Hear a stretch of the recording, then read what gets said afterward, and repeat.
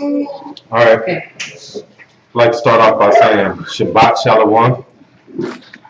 All praises to the Most High. Tonight's lesson will be called Measuring the Saved. So like we talked about in last week's lesson is how the Most High already has a certain number that's going to be in the book of life. And once that number is hit, he's sending his son back. So tonight's lesson will be called Measuring the Saved. So we're going to hit some scriptures showing you that once a certain group of people, there's already a measurement that's been sent out. And once that measurement is hit, once we hit that number, then that group of people is the people that's going to be saved. So honestly, so many people think, well, my name is already in the book of life. Well, my name this, or my name that. So they figure that no matter what they do, they're going to be saved. No, that's not the case. The case is that the Most High put a standard out there to give us to follow. And if you're not following that standard, by the time that number is hit, you're going to be left out. All right. So tonight we're going to start off in Zechariah 2:1. So you have to get it together now.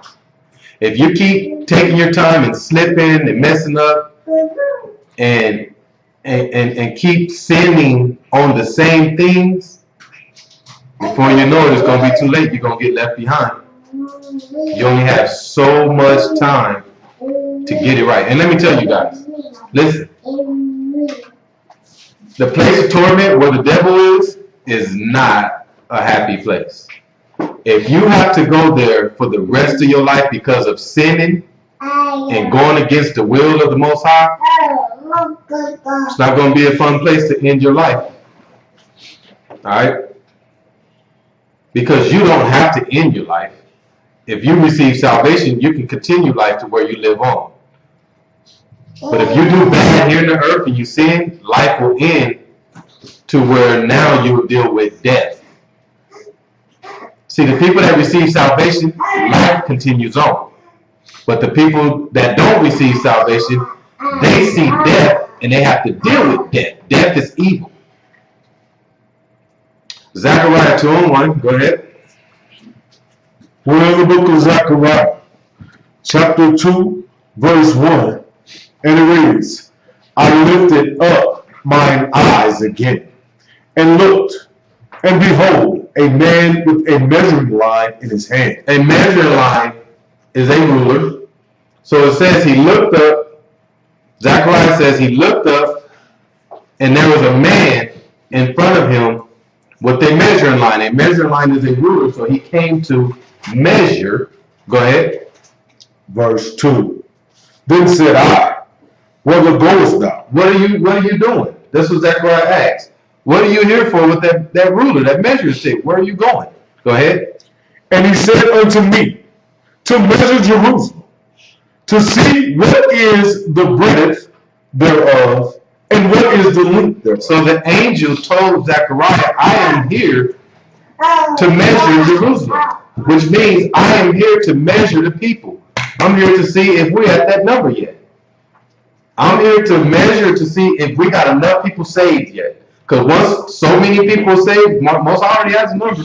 And so you got to do your part to be a part of that number. It's just like someone picking a basketball team. He's only going to pick so many people. He's going to pick the best. And everybody else that's not good, they're going to get left off the team. So that's the same thing with the Most High. He's going to pick a certain group of people, a certain number, and once that number is hit, then the measuring is done. And he says, I am going to Jerusalem to measure the breadth thereof and the length. The breadth means the width. So breadth in the Hebrew means the width, the largeness, the thickness. That's what breadth means right there. I'm coming to measure the broad, the largeness, the width, and the thickness of the people. See how many people there is. Let's go to Revelations 21:10. So this angel is going out to see if the number of people have been fulfilled yet. This is what this angel is doing in Zechariah. He's coming out with the measuring line to see if the number of people has been fulfilled yet. And these people are the people who will see salvation. And if you don't turn it around before this number is filled, you will be left out. That's simple. Okay? So if you are not part of that number, once the measuring is done, you will be left out. And there won't be no second chances. There won't be no knocking at the door saying, can you please let me in? I'm ready to go. Once that door is shut, once that line is cut off, you can't cross that line. There's going to be a separation. That's what it is. The measuring of the people, once we measure the people, these people will be over here. And then everybody else that's not a part of that people, that haven't turned their life around at that point in time, once the numbers hit, then you'll be on this side, which is the left. And those people will be left out. Revelations 21:10. Go ahead. We're in the book of Revelations, chapter 21 and verse 10. And it reads, and he carried me away in the spirit to a great and high mountain, and shewed me that great city, the holy Jerusalem, descending out of heaven from the Most High, having the glory of the Most High. And her light was like unto a stone most precious, even like a jasper stone, clear as crystal. So John said, and then he was carried away. So this is John speaking. And John said he was carried away in the spirit into a great high mountain. And there in that high mountain, he was shown a great city, the holy Jerusalem, descending out of heaven from the Most High. So he's talking about the kingdom here. All right, this great city is talking about the kingdom. So John said his spirit was carried there, and it was carried there so he can see what was going on. So John, once his spirit was carried there, now he can explain to us what he sees.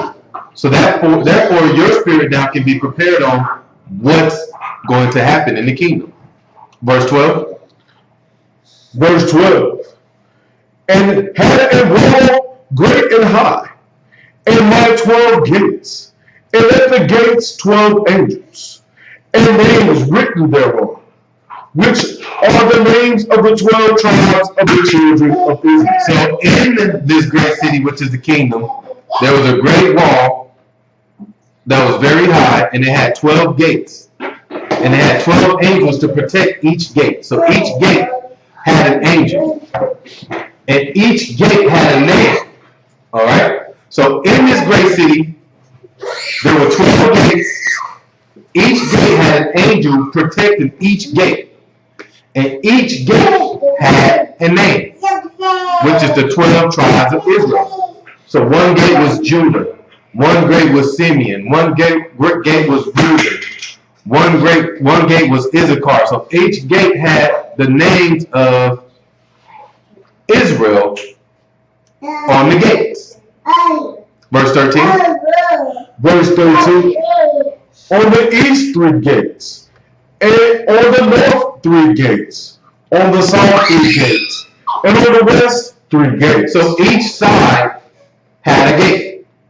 The north side had 3 gates. South side had 3 gates. West side had 3 gates. The east side had 3 gates. Okay? So it was broken down into sections. These gates. Alright, go ahead. Verse 14. We're in the book of Revelation, chapter 21, verse 14. And it reads, and the wall of the city had 12 foundations, and in them names of the 12 apostles of the Lamb. Verse 15. And he that talked with me had a golden reed to measure the city, and the city thereof, and of the wall thereof.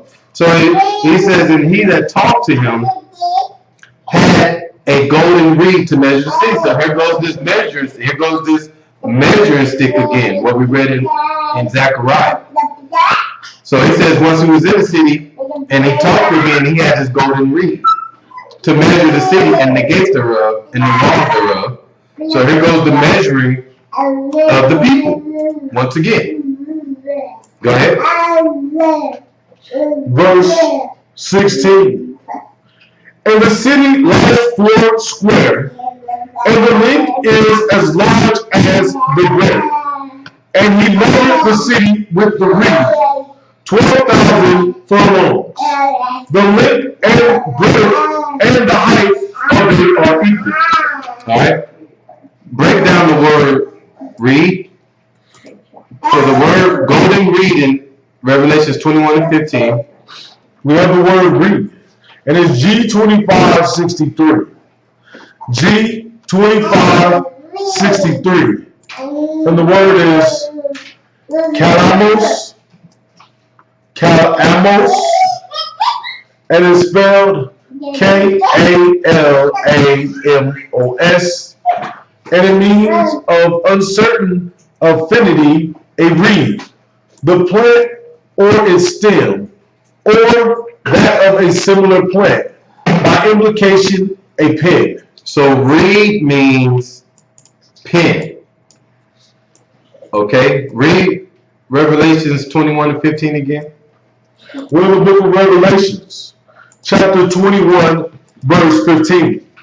And it reads, and he that talked with me had a golden reed to measure the city, and the gates thereof, and the wall thereof. All right, so now we know that the city is being measured with the pen.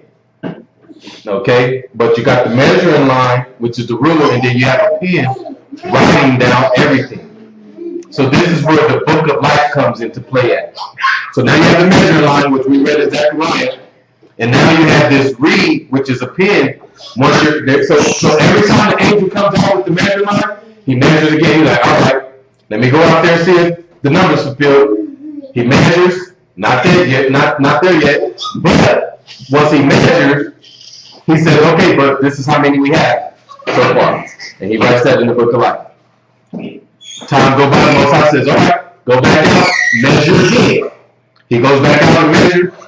We're not at the number yet, but we got this many. So this angel has this reed, which is his pen, that which keeps measuring and writing down the number. So at the end, all these people have been put that are saved in the book of life. So that's why in the end times in Revelations it talks about, and then the names that were written in the book of life. Because every time the angel comes out and measures, he's putting those names in the book of life with that reed, with that pen. Verse 17. Verse 17.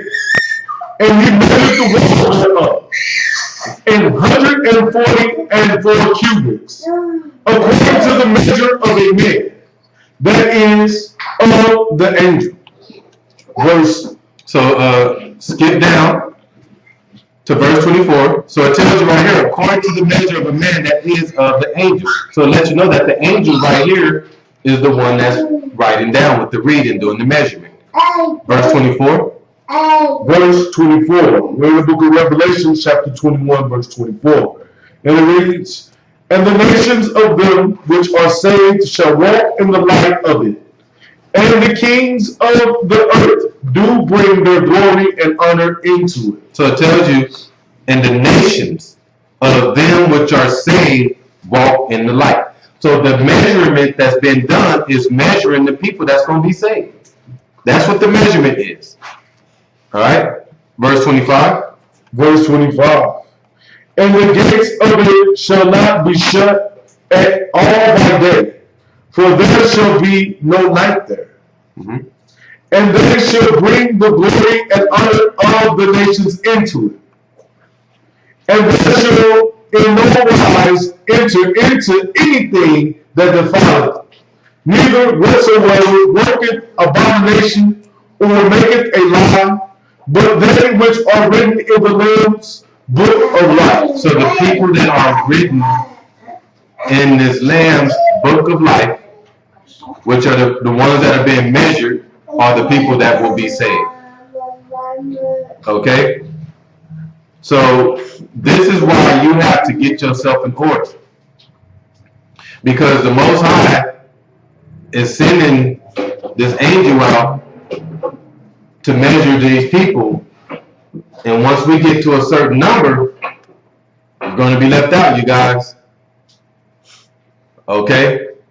So that's like this room right now. We got the group of people in here. And if I ask like, all right, we want some of these peanuts.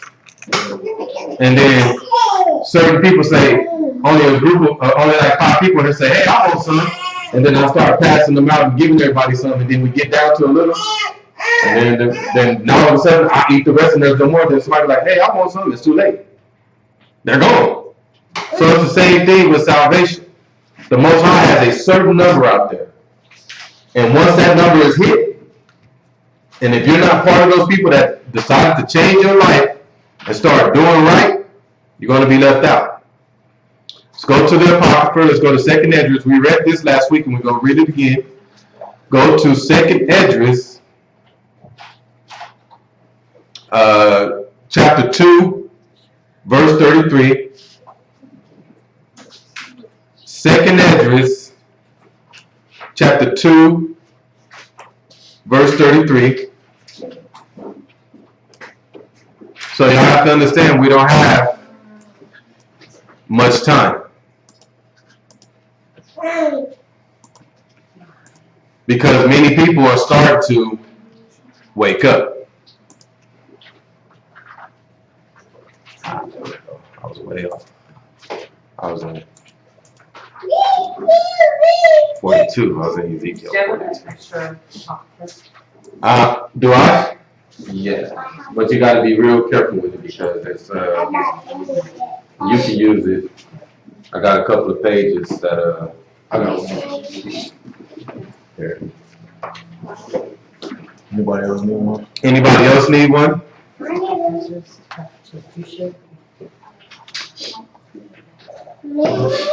All right, so go to 2nd Esdras, chapter 2, verse 33, and hold that spot because I'm going to show you guys something real fast. So once you get to 2nd Esdras,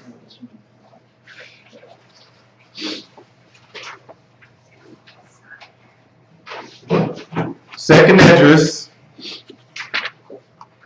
2 and 33. Get there and hold your spot. And brother, go back to Revelations 21 and 12 and read 12 and 13 again. So go back to, so hold your spot in Esdras. And then go back to Revelations 21 and 12.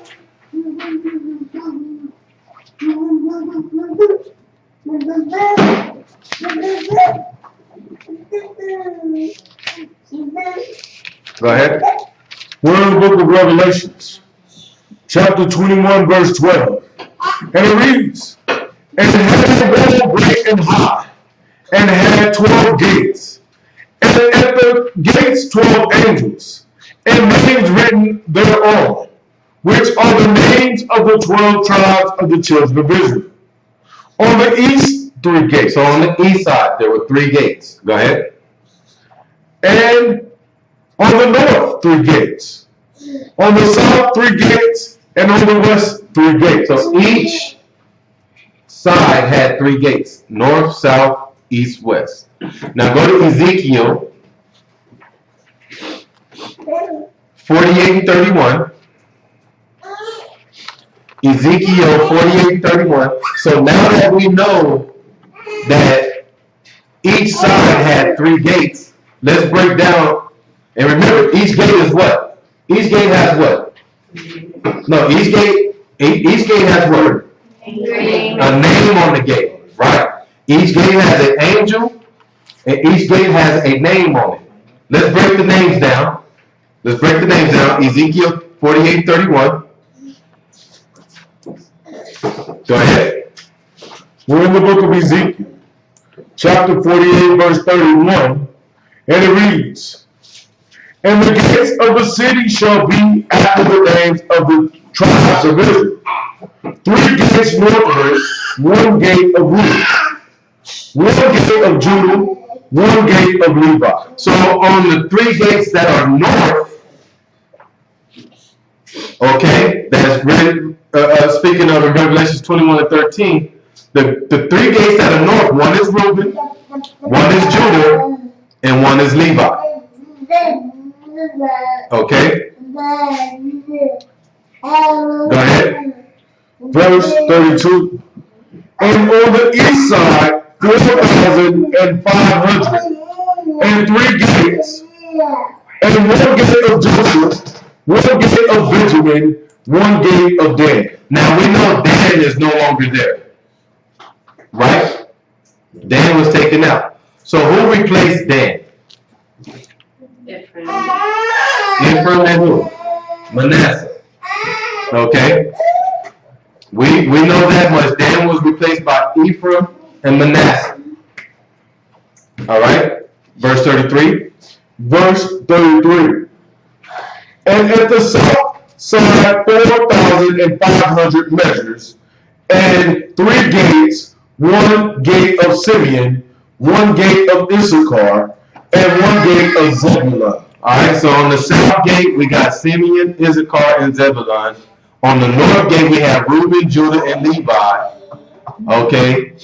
And on the east gate we have Ephraim, Benjamin, and Manasseh. Go ahead. Verse 34. At the west side 4,500 with 3 gates, 1 gate of Gad, 1 gate of Asher, 1 gate of Naphtali. So these are the names. So now that we know in the kingdom of heaven each gate has a name, these are the names, and these are what the names are. On each gate, the west side has Gad, Asher, Naphtali. The north gate has Reuben, Judah, and Levi, and their ones. Okay? Let's go to now let's go to 2nd Esdras. 2nd Esdras chapter 2, verse 33. So now we're talking about tonight the measuring line, the angel that comes out with the measuring line. And he continues to come out with the measuring line. And when he comes out with the measuring line, not only does he come out with the measuring line, he has a reed in his hand, and this reed represents a pen. So every time he comes out and he measures the city, and he's like, he goes and he reports back to the Most High, says, we're not at that number that needs to be fulfilled yet, but this is how many people we got, and here goes the book of life. So he reports back to the Most High with the book of life. Every time he comes out and measures and say, okay, these are the names that I found though, and this is the number that we at. Then the Most High sends them back out again months and months later, and he measures again and says, not there yet, but writes the names down with that reed, takes it back to the Most High and says, okay, this is how many we got. This is where we at. All right, 2nd Esdras 2 and 33. Go ahead. We're in the book of 2nd Esdras, chapter 2, verse 33. And it reads, I, Esdras, received a charge of the Most High upon the mount of Orion, that I should go unto Israel.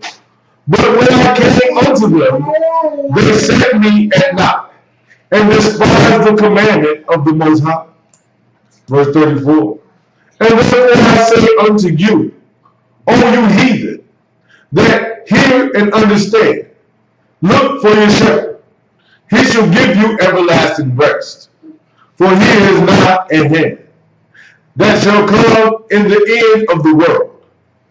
Be ready to the reward of your kingdom, for the everlasting light shall shine upon you forevermore. So Ezra says when he went to the children of Israel, they set him at naught. They didn't want to have nothing to do with him.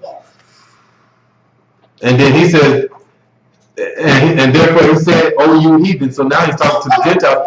And remember too also that Israel, if you don't know that you're Israel, you're considered what? A heathen also. Until you know you're Israel, until you're following the laws and commandments of the Most High, you're considered a heathen also.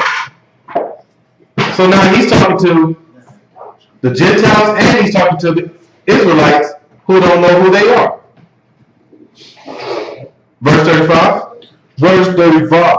Be ready to the reward of the kingdom, for the everlasting light shall shine upon you forevermore. So now he's talking to the people who's going to be in that measuring line. When the measuring line comes, the angel comes out the measuring line, and those people that's being saved and that's written in the book, he's talking to them people saying, be ready to reward of the kingdom. Because these people that's written in the book of life are the people that will see salvation. They will see the kingdom.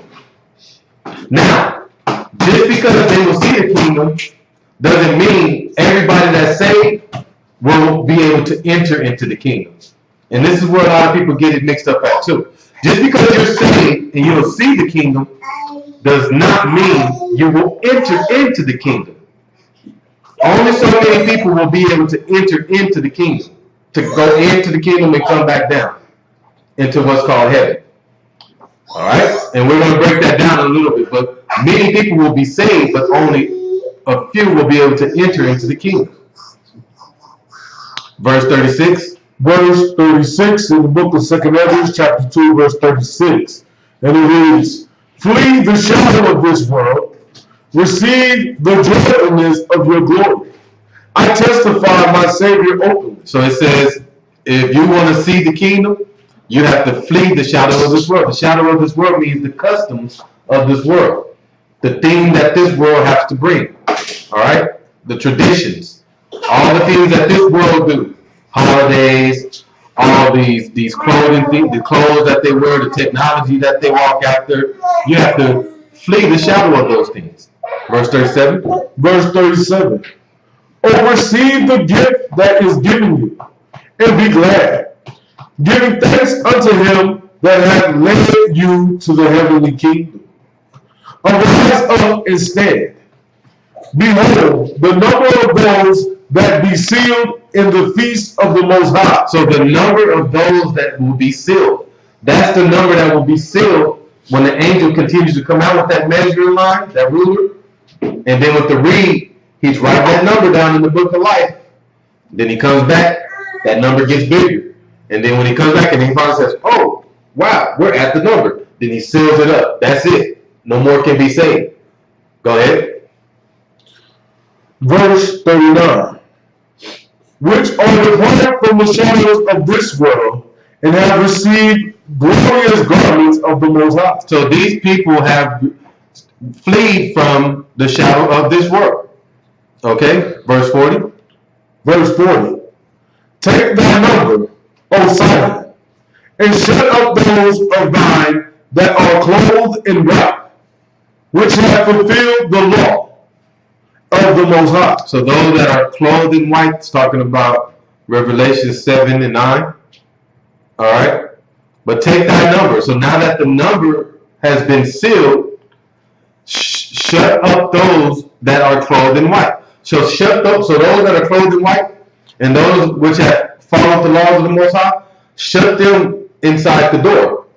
Separate them from everybody else. We found the number. Take that number that's been found and shut them up inside the door. Close them off. These are the chosen ones. These are the saved. Verse 41. Verse 41. The number of thy children whom thou longest for is fulfilled. Read it again. The number of thy children whom thou longest for is fulfilled. We found it. We have the number that we've been looking for. So many people think that God, this is what they say, God is such a loving person. Everybody has a chance to be saved. Everybody this, everybody that. Nah, he is waiting on a certain number of people to do correct according to this King James Bible. That's what you got to understand. So what are you waiting on? That's, honestly, when you break it down like that, it gets really scary. Because he's waiting on a certain number of people to start following after his laws and commandments and doing them correctly 100%. And once he gets that number of people to do such, it's done. It's done. The class closed. All right. So it's like a teacher who has a classroom full of 100 people, and the teacher says, "You know what? I'm gonna give y'all a test. You only have 3 times to pass the test. But for the honors class that I'm gonna give next month, I'm gonna give an honors class. This is the first level class that all you 100 people are in. And then next month I'm gonna give an honors class. But I'm only taking 30 people to the honors class. So the first 30 people that pass this test with a 90% goes to the honors class. Now you got people in there studying and trying to take the test, and the teacher says, I'm only taking 30 people to the next session next month. That's kind of what the Most High is doing right here. We all are put here in the flesh to and you got certain tests that's put before you every day. And what's the test? To see how long it's going to take you to stop following this world and doing things that they do in the flesh and pull yourself out of it and start doing things spiritually, following the Bible. And then, so the Most High says, once I get to the number that I'm looking for, of the people that pull themselves out of this world and start following after the spirit and not the flesh, it's closed off. So you gotta get on the move. And that's for kids too. That's not just for adults. That's for kids too. Kids, how do you make it into the kingdom? By listening to your parents. So if your parents is following the Bible and they're doing everything they can to follow the Bible and they're trying to show you how to follow it, this is how you are saved, kids. Kids, this is how you become a part of this number. Especially teenagers. Especially teenagers. Kids that are really young, the Most High has you covered. But kids that become teenagers, and then you decide not to follow what your parent is bringing, and you decide to continue to do things outside of that and follow this world, now you're on your own. Now you're on your own. So now, if you're not part of that number, you're over here. You're going to get left out. Kids, you have to follow your parents. You have to listen to what they're saying. You can't be disobedient. The moment you become disobedient, you get left behind. All right? Because you have to understand, the Most High is judging us on how we act in the flesh. So kids, if you are disrespectful and disobedient to your parents, then the Most High is looking at you like, I'm not going to bring you up here to heaven, because when I bring you up to heaven, you're going to do me the same way. That's what the Most High is thinking. So if you're very respectful to your parents, you listen to them, you're following them, you're trying to follow the Bible like this, now the Most High is down to say, okay, I see you. And if something happens, the world ends, now the Most High say, hey, when you was down there, you passed the test because you followed your parents, you listened to what they were saying, you were very obedient. So now I can bring you to heaven because now I know you're going to respect me the same way. Okay? Verse 41. Read it again. When we look at 2 Ezra, chapter 2, verse 41, and it reads, the number of thy children, whom thou longest for, is fulfilled. Beseech the power of the Most High, that thy people, which have been called from the beginning, may be hallowed. Verse 42.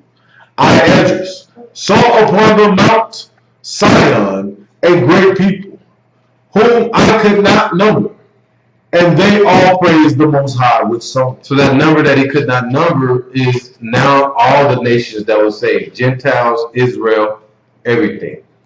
So the number that the Most High is talking about, so listen to this. So the Most High that the number has written down is talking about Israel.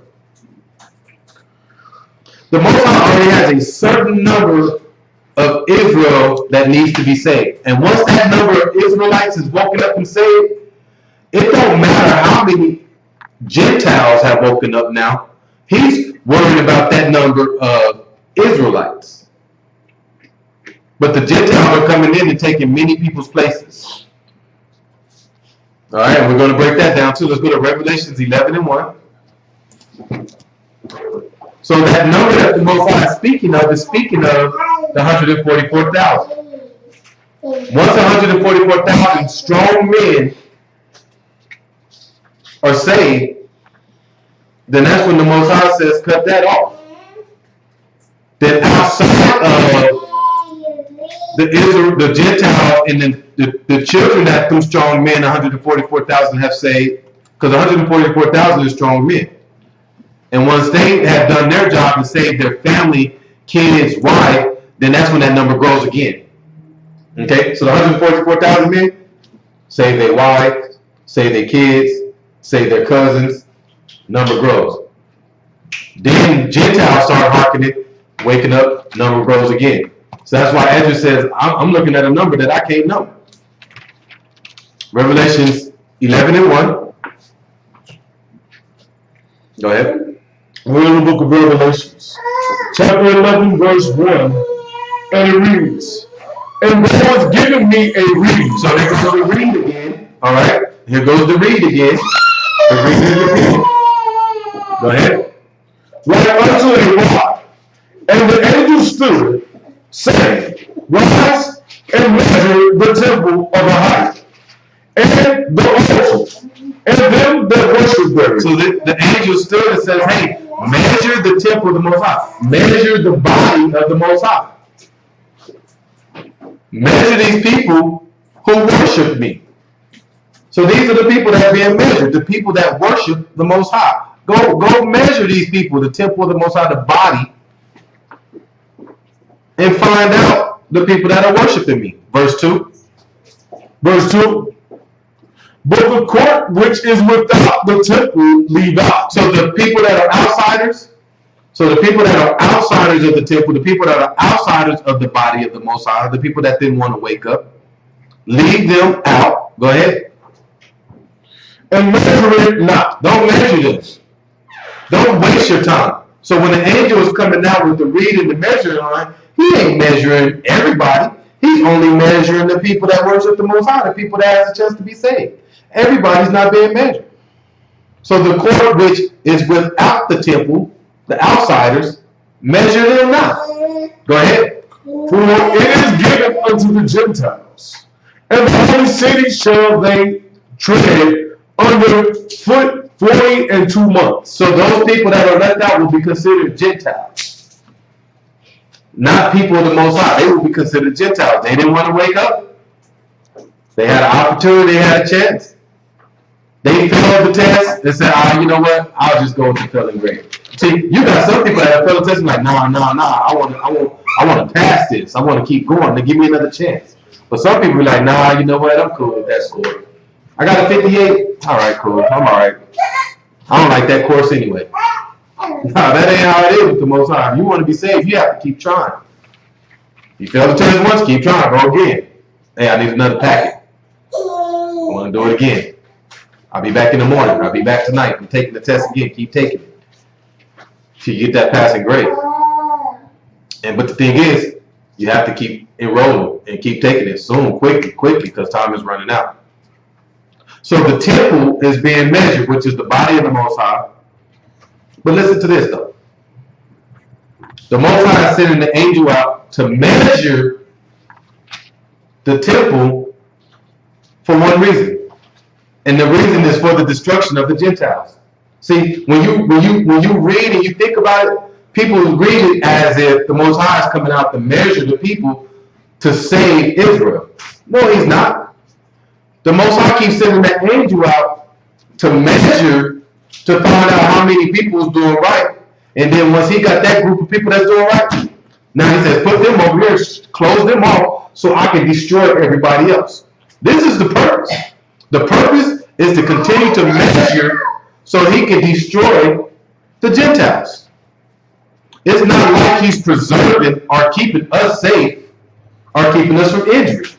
You do that by following the laws and the commandments. And when you follow the laws and commandments, that will keep you safe. That will preserve you from injury. But the Most High is not sending the measuring line out to measure you to keep you safe. So don't get that twisted. That's that whole rapture doctrine. that, oh, well, he's coming out and he's going to keep us safe. No, he's not. He's measuring right now so he can get his group of people in a safe corner, them, and then destroy everybody else. This is the Most High's revenge. He's coming through to have revenge on these people that does evil in this world. That's the purpose. Let's go to Deuteronomy 32 and 43. His purpose is to come back and take out everybody that's doing evil in this world. Destruction. Whatever type of evil you decide to do, he's coming for you. Okay? He's not coming measuring to put you in a safe place. No. He's coming to measure to put you aside, say you've done right, and then take everybody else out. The same way he did with Noah's Ark. He told Noah to go out and prophesy and tell people that it was going to rain, build this ark, and bring people that worship me and follow into the ark. So the same thing is somewhat happening right now at this time. Okay? It's the same way when Noah went out and prophesied and said, hey, it's going to rain, and if you don't get on this ark, you're going to get destroyed and you're going to die. So the Most High is doing the same thing right now with that measuring line. He's measuring people and putting them in the book of life so they don't have to see the destruction. Deuteronomy 32 and 43. Go ahead. We're in the book of Deuteronomy, chapter 32, verse 43. And it reads, rejoice, O nation, with his people, for he will avenge the blood of his servants, and will render vengeance to his adversaries, and will be merciful unto his land, and to his people. So merciful. So we're going to receive mercy from the Most High if you follow the will of the Most High and follow his commandments and his laws. But everybody else, he's coming for vengeance. He's coming to avenge the blood of his servants. All the wrongdoing that they did to his people, he's coming to avenge the blood of them. Ezekiel 42 and 15. All right, so this is the purpose of the measuring. Is to come and say, okay, hey, all right, it's done. Take the rest of them out. All right, take them out. And we're just happy enough that we was counted in that number. If you make it, you just gotta be happy enough that you did enough. Hey, I passed that test right on time. Man, the door closed 5 minutes after I passed. That's how you gotta be. Most High gave you mercy. That's how you gotta look at it. You can't be boasting and bragging, oh, I passed the test before you, or nah, you gotta be merciful that you was able to get on the other side. Ezekiel chapter 42, verse 15. Go ahead. We're in the book of Ezekiel, chapter 42, verse 15, and it reads, now, when he had made an end of measuring the inner house, he brought me forth toward the gate, whose prospect is toward the east, and measured it round about. So it says, and now when he had made an end of the measuring of the inner house, all right, he brought him forth towards the gate, whose prospect is towards the east, and measured it round about. All right, go ahead. Verse 16, he measured the east side with the measuring reed, 500 reeds, with the measuring reed round about. Okay, so this is going to tell you all the different sides that he measured and how he measured it. Skip down to verse 20. Verse 20, he measured it by the four sides. It had a wall round about, 500 reeds long, 500 reeds broad, to make a separation between the sanctuary and the profane. So he's measuring to make the separation between the sanctuary and the profane. The profane are people who are unholy. So obviously the sanctuary is what? Holy people. So now the measuring line is coming out to separate these group of people so he can kill off and destroy the profane. All right? So once the number is filled, the unholy people will be destroyed. Let's find out who the holy people are. All right? Let's go to Numbers 6 and 1. Let's find out who the holy people are.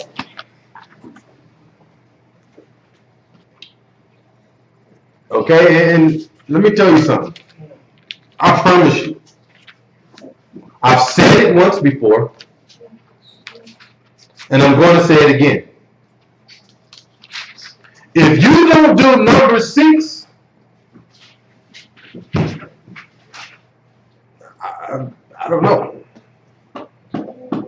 But according to my vision, if you don't take the time to do Numbers 6, you're not separating yourself. I've done 2 lessons on it. This is why we're called Nazarite without walls. Because you have to finally commit yourself and take this vow. And if you don't take the vow, I truly don't believe you have a chance. You got to take the vow. The Messiah took the vow. And we're supposed to follow the ways of the Messiah. He took the vow. So in order to make it to the kingdom, you have to do what the Messiah did. And the thing is, I know of some of the people in our group who actually took the vow. Regardless. And the thing is, I know people who I was like, well, man, I can't do it right now. I heard it from both sides, brothers and sisters, when I did the lesson on taking the vow. Some brothers like, man, right now it's not the right time. I can't do it. Some sisters are like, I can't do that. I gotta brush my hair. I gotta comb my hair, because according to the vow, you can't put your hair in a ponytail. You can't comb it. You can't do nothing to it. So now you can't touch it. Well, I can't take that vow because okay then. So you're more worried about your fleshly world and your fleshly look, so you just won't take it. And then same thing with the brothers. This vow is real important. The Messiah did it. You got to do it. 2 sisters that took the vow didn't touch their hair. Hair natted up like crazy. They had to cut their hair. But that's how important it was to them. That's how serious it was to them. They said, I'm going to do it regardless. When they took it, they did it. Hair looked crazy. And then they did what they had to do when it was done. Read Numbers 6 and 1. We're in the book of Numbers, chapter 6, verse 1. And it reads, And the Most High spake unto Moses, saying, Speak unto the children of Israel, and say unto them, When either man or woman shall separate themselves to vow a vow of a Nazarite, to separate themselves unto the Most High. So once you make this vow, the only thing you're doing is just separating yourself from the shadow of this world unto the Most High. Now you're telling the Most High, I'm done. This is what the vow is about. You're telling the Most High, okay, I'm making this vow unto you to tell you that I'm done with this world and with these things. Go ahead. Separate themselves unto the Most High. He shall separate himself from wine and strong drink, and shall drink no vinegar of wine, or vinegar of strong drink. Neither shall he drink any liquor of grapes, nor eat moist grapes or dry. So it tells you when you're on this vow, you're to separate yourself from wine, strong drink. That's any type of intoxication. Vinegar wine, liquor, grapes. You're to separate yourself. All right? Go ahead. Verse 4. All the days of his separation shall he eat nothing that is made of the vine, from the kernels even to the husk. all the days of the vow of his separation, there shall no razor come upon his head. Can't touch your hair. Go ahead. Until the days be fulfilled, in the which he separated himself unto the Most High. He shall be holy. Read it again. He shall be holy. He shall be holy. So he shall be holy is speaking of Ezekiel 42 and 20, where it says the people read. I'll just stop right there and go read Ezekiel 42 and 20 again. Ezekiel 42 and 20. I'll just spot at number 6 and 5. Go ahead. We're in the book of Ezekiel, chapter 42, verse 20, and it reads, he measured it by the four sides. It had wall round about, 500 reeds long and 500 broad, to make a separation between the sanctuary and the profane place. So this measuring has been done to separate the holy from the unholy. Go back to number 65. So how do you become holy?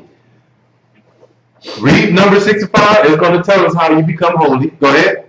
We're in the book of Numbers, chapter 6, verse 5, and it reads, all the days of the vow of his separation, there shall no razor come upon his head, until the days be fulfilled, in which he separated himself unto the Most High. He shall be holy, and shall let the locks of his head grow. That's how you become holy. You become holy by making the vow of the separation. The vow is promising the Most High that you are going to separate yourself from the Most High. But you have to do the vow first. You can't just say it. You have to actually do the vow. That's what the Most High wants to see. What does he want to see? How does he know you're true? Because you finally say, okay, you know what? I'm going to make a vow to you. And through that vow, I'm going to do this for so many days. I'm going to show you that I can physically, through the flesh, pull myself away from all this stuff. Because when you start looking at stuff with vinegar in it, you're like, whoa, everything has vinegar in it. When you start realizing you can't have that wine or that beer or whatever, that liquor no more, it gets a little rough. And when you can't touch that hair, it gets rough. But when you do that for so many days, now you make that vow to the Most High and separate yourself from the world. You don't care what the world thinks. Now the Most High says, okay, well done, servant. You are holy unto me. But until you can make this one vow right here, I truly, honestly believe there's going to be a struggle when it comes to being holy. So the nations of them which are saved, so we read earlier in Revelations 21 and 24, read Revelations 21 and 24 again. We already read it earlier. We're in the book of Revelations, chapter 21, verse 24, and it reads, and the nations of them which are saved shall walk in the light of it, and the kings of the earth do bring their glory and honor into it. So the nations of them which are saved, so it lets you know that there are going to be many nations. Why? Because in Revelations 21 and 10 on down, when we read Revelations 21 and 12, it talks about the 12 gates. So it lets you know in the kingdom there's 12 gates, which is the 12 tribes of Israel. So it already broke down in Revelations 21 and 12 that the Israelites have a chance to be saved. But it just talked about Israelites, correct? It didn't talk about nobody else. But then when you break down Revelations 21 and 24, then it says, and then the nations of them which are saved. So now it lets you know many nations have a chance outside of the 12 tribes. Let's go to Isaiah 52 and 15. So many other nations, which are the Gentiles, will have opportunity to be saved outside of the 12 tribes of Israel, which has the 12 gates written with their names thereon in heaven. All right? Much more people will have opportunity from other nations. So don't let nobody bring that doctrine of devils. He ain't talking about only Israelites can be saved. Isaiah 52 and 15. Go ahead. We're in the book of Isaiah, chapter 52, verse 15, and it reads, So shall he sprinkle many nations. So shall he sprinkle many nations. So that means he's going to give salvation to many nations. Go ahead. The kings shall shut their mouths at him. For that which had not been told them shall they see, and that which had not heard shall they consider. So many nations will be sprinkled with the truth to give them the opportunity to be saved. And once they're sprinkled with the truth, for that which had not been told to them shall they see. So a lot of people that's following all these different religions, then once the truth is sprinkled to them, now they're going to see things that they have never seen. Some people have been in religions their whole life, and then they finally come to the real truth. Like, man, I never knew that. I never seen that in the Bible. You read the Bible your heart. You're one of the people that read the Bible 5 times up and back. But then when you start seeing the real truth, like, hey, I never seen that in the Bible. Yeah. And then the last part says, and that which they have not heard shall they consider. Now they're starting to hear things from the Bible that they will consider, that they probably would have never considered back in the day because they didn't think it was true. But when they start seeing it and they start hearing it, now they will consider. This is how they have the opportunity to be saved. All right? So many people from other nations will start hearing the truth and will start taking it into consideration. And it's just not Israel. They'll start taking into consideration that, hey, this Bible's for real. All right? But like I told you guys earlier, Israel, Esdras told us that Israel is denying it. So now the Gentiles are coming in and they're eating this truth up. And they're gaining knowledge every day. Every day that goes on, the Gentiles are eating more and more of this word and gaining knowledge. Isaiah 55 and 10. So Israel is not the only people to be saved. Israel didn't want this truth. So Paul had to go into the Gentiles to make Israel jealous. He had to go into the Gentiles and take salvation to them, so Israel can get jealous. So the Gentiles, they was eating it up. They was eating it up. Like, thank you, Paul. Thank you. Isaiah 55 and 10. Go ahead. We're in the book of Isaiah, chapter 55, verse 10, and it reads, For as the rain cometh down, and the snow from heaven, and returneth not thicker, but watereth the earth, and maketh bring forth and bud, and it may give seed to the sower, and bread to the eater. And bread to the eater. So the seed to the sower. So you plant the seed, you give them that word, and they grow. But bread to the eater. So these people are eating the word up. All right? These people are eating the word up. The Most High sprinkled many nations, and these people are eating the word up. Isaiah 66 and 12. So this is how the Gentiles have the opportunity to be saved outside of the children of Israel. Children of Israel, their names will be written in the kingdom. All right?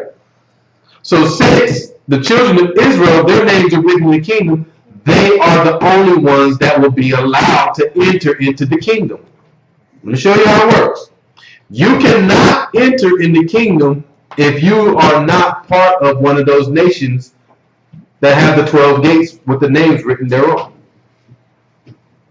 If you're not from the 12 tribes of Israel, you can't enter into none of those gates. Why? Because that's why those names are written on the gates thereof. It's for those people. So if I make it into the kingdom in Mount Judah, I'm going to go into that north gate that we talked about. You can't be a Gentile, which is a Hamite, and be like, oh man, I'm in the kingdom, and go into the north gate, which don't have the Hamite's name on it. How you going to go into an area that don't have your name? That's like at a basketball stadium and you got two teams playing and they got the locker room for one team and locker room for one team and you play for this team, but then I'm going to go in that locker room. No, you're not allowed in that locker room. So that's the same way it is in the kingdom. If your name ain't written on one of those gates, you can't go in there. But these other nations will have an opportunity to be saved. Because you have levels. You have the kingdom and then you have heaven, which is salvation in both of them. So any people that are from other nations, they will still have the opportunity to be saved and enter into heaven. They just won't be able to go into the kingdom. Isaiah 66 and 18. Go ahead. We're in the book of Isaiah, chapter 66, verse 16. No, 18. 18. Excuse me. Mm-hmm. And it reads, For I knew the works and the thoughts. It shall come that I will gather all nations and tongues, and they shall come and see my glory. So the Most High says, I'm going to gather all nations in tongues, all languages. Everybody will have an opportunity to be saved. So don't let nobody teach you out there that only Israelites can be saved. Because there's many people out there teaching that the Gentiles and the so-called white man is the devil and he can't be saved. That's a lie. The so-called white man wakes up and starts walking after this truth and believing this truth, he has opportunity to be saved. But like I was saying a few minutes ago, the kingdom is for Israel. Let's go to Revelations 22 and 11.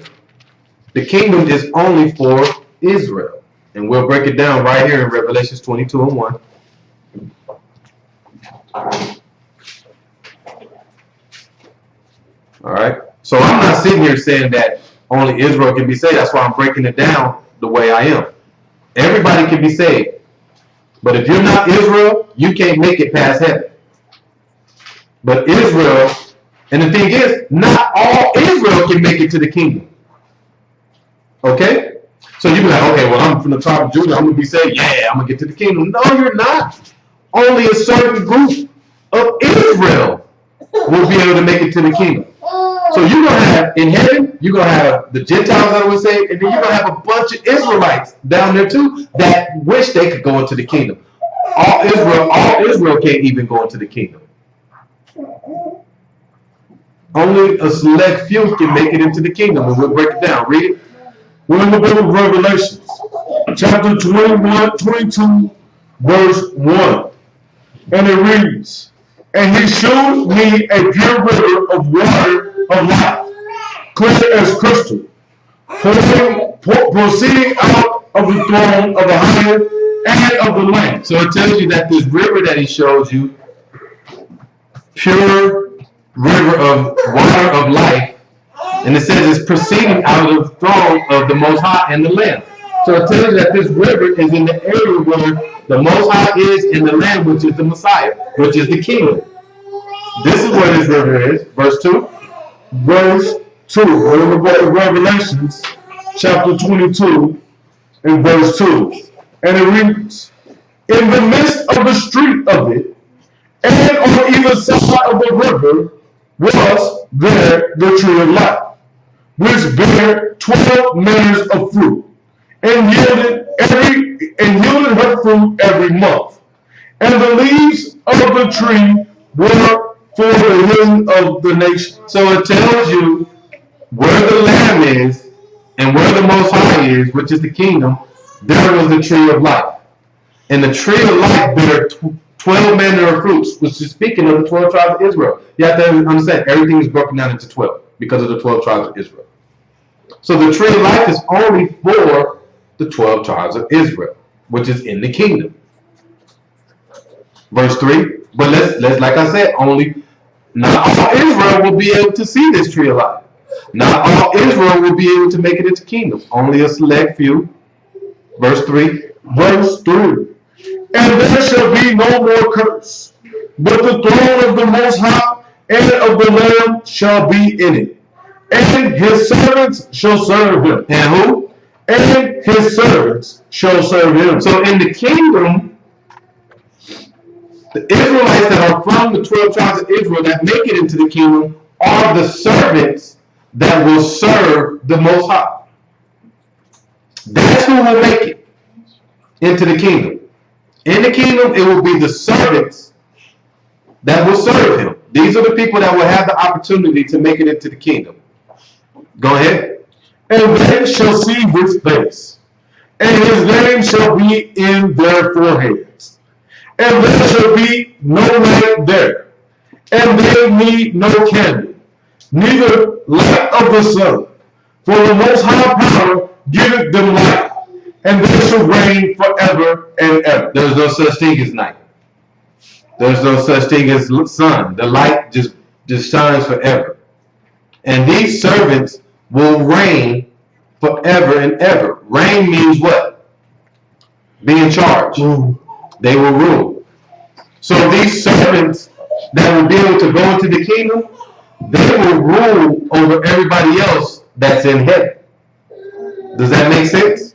So the people that are saved and make it to heaven, the servants of the Most High that make it to the kingdom will be the one ruling over them.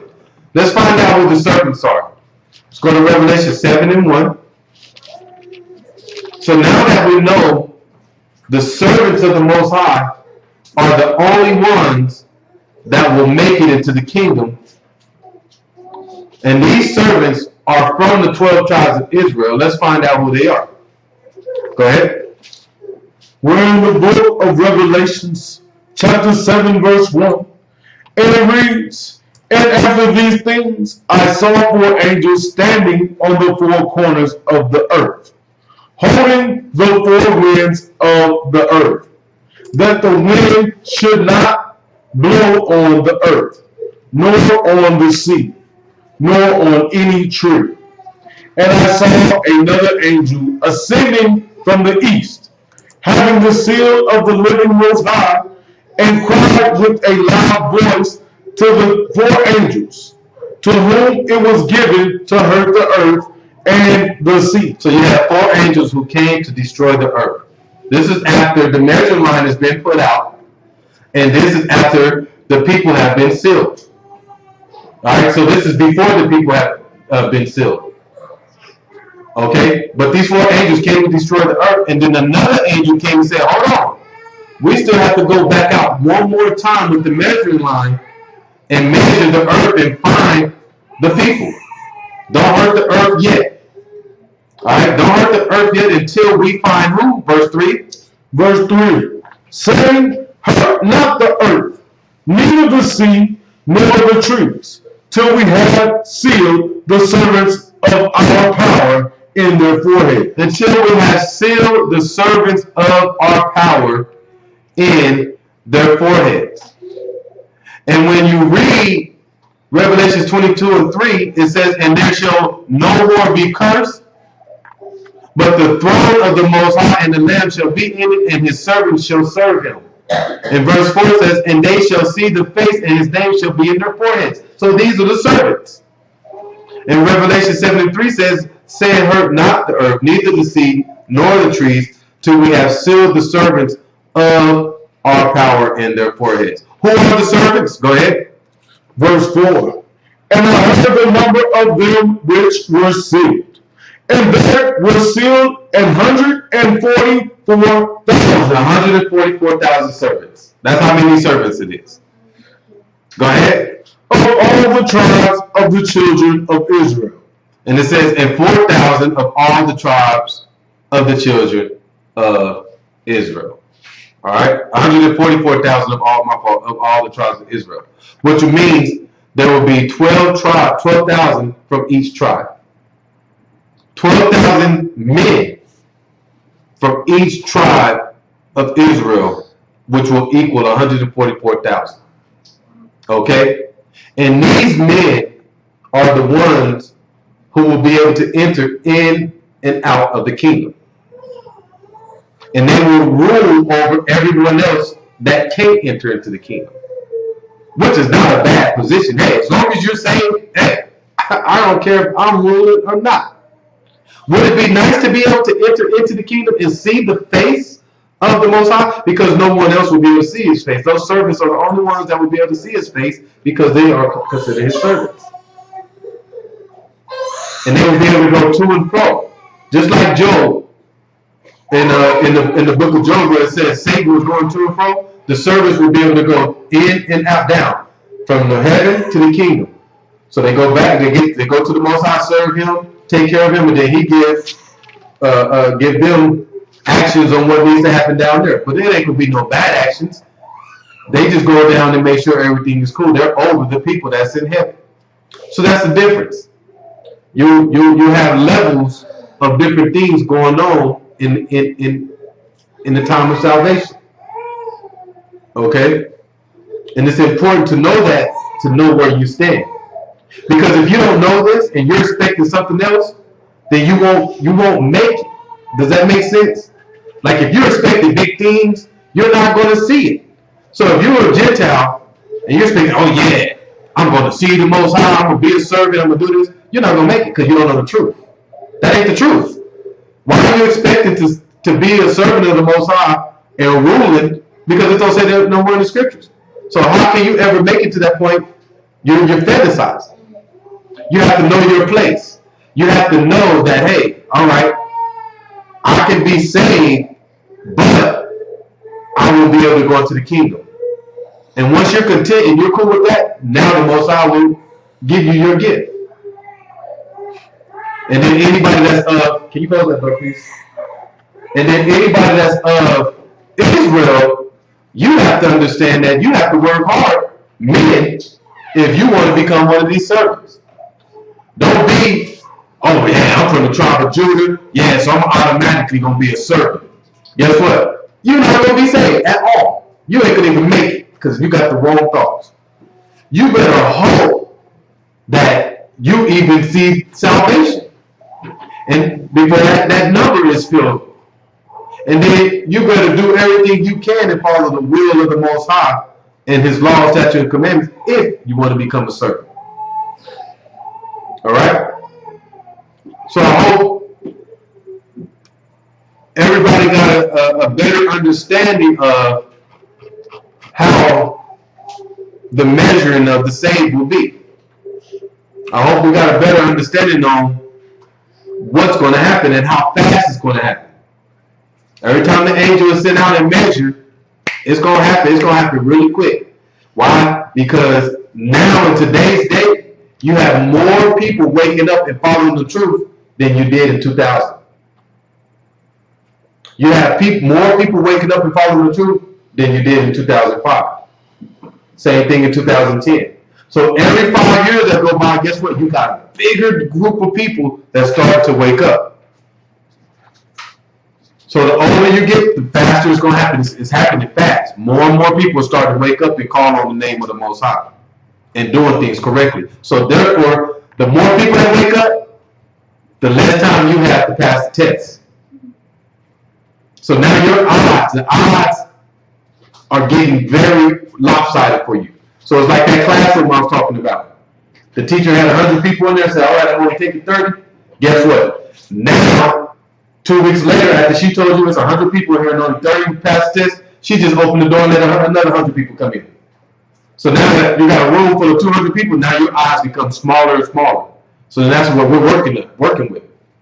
The older you get and the more time that passes by, the more people that wake up to the truth is getting, that number is filling up faster and faster, so your chances are getting smaller and smaller.